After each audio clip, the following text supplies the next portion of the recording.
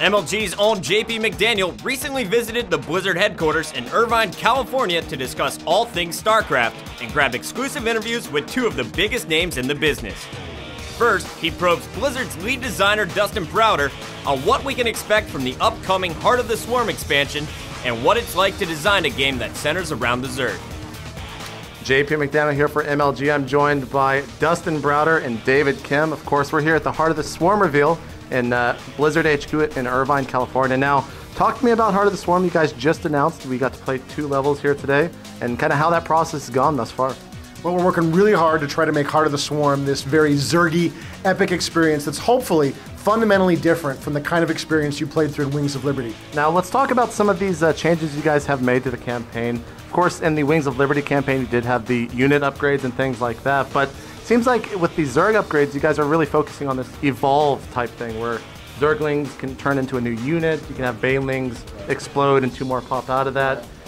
What are some of these other things that some of the other units might have, and how many units really are you guys going to do? Is it going to be every Zerg unit that can have an upgrade like this? I don't know how many units we're going to do at this point. We're still working through the whole campaign trying to figure it out. We are going to try to ultimately reduce the amount of units you have at one time. We felt that in Wings of Liberty, with 20 different choices, in many cases there was one correct choice, and the other unit was just sort of hanging out in your UI, not getting used. So we're going to try to bring down the number of choices at once, but then at the same time give you more choices about how to evolve. The hope is that your swarm looks fundamentally different from my swarm at the end of the game, both in how it plays and how it looks physically on the battlefield.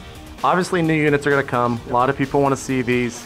And when you design these units, right now you're still in the single-player phase of designing and things like that. So when do those really start to take on a more multiplayer feel to them? We're working really hard right now on the multiplayer units for Heart of the Swarm, and we're trying to figure out what we can add that's new, that doesn't sort of get in the way of other units, maybe what units need improvement, and maybe some of the units aren't good enough and need to go.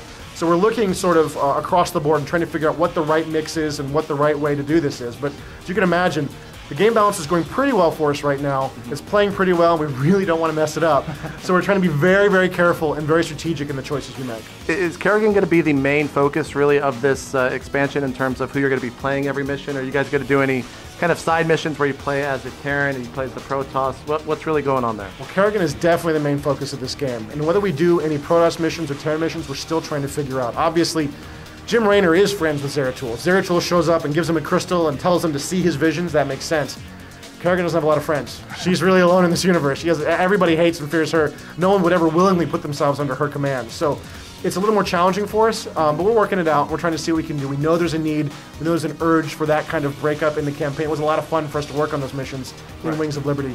So I don't know for sure yet, but it's certainly we're definitely going to be working on for Heart of the Swarm.